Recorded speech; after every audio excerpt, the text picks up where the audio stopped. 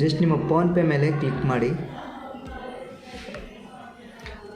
ನಿಮ್ಮ PhonePe open ಮಾಡಿದ ತಕ್ಷಣ ಆ್ಯಸ್ ಯೂಶುವಲ್ ಪಿನ್ನನ್ನು ಕೇಳುತ್ತೆ. ನಿಮ್ಮ ಪಿನ್ನನ್ನು ಎಂಟರ್ ಮಾಡಿ ಇಲ್ಲಿ, ಓಕೆನಾ. ಸೊ ಪಿನ್ ಎಂಟರ್ ಮಾಡಿದ ತಕ್ಷಣ ಈ ಥರ ಇಂಟರ್ಫೇಸ್ ಓಪನ್ ಆಗುತ್ತೆ. ನೀವು ಇಲ್ಲಿ ಏನು ಮಾಡಬೇಕಂದ್ರೆ, ಸೊ ಫೋನ್ಪೇ ನಂಬರ್ ಅಂದರೆ ನೀವು ಬ್ಯಾಂಕಿಗೆ ಒಂದು ನಂಬರನ್ನು ಕೊಟ್ಬಿಟ್ಟು ಅಟ್ಯಾಚ್ ಮಾಡಿಸಿರ್ತೀರಲ್ವ ನಿಮ್ಮ ಒಂದು ಬ್ಯಾಂಕ್ ಅಕೌಂಟ್ಗೆ.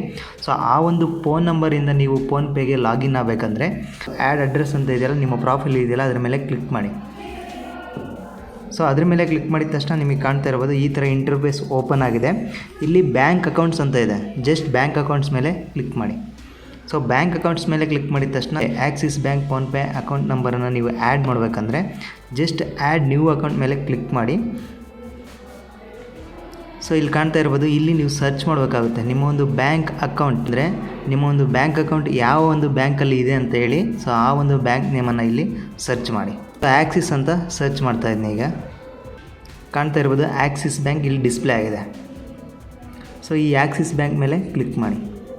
ಜಸ್ಟ್ ಕ್ಲಿಕ್ ಮಾಡಿದ ತಕ್ಷಣ ಅದು ಸರ್ಚ್ ಮಾಡ್ತಾ ಇದೆ.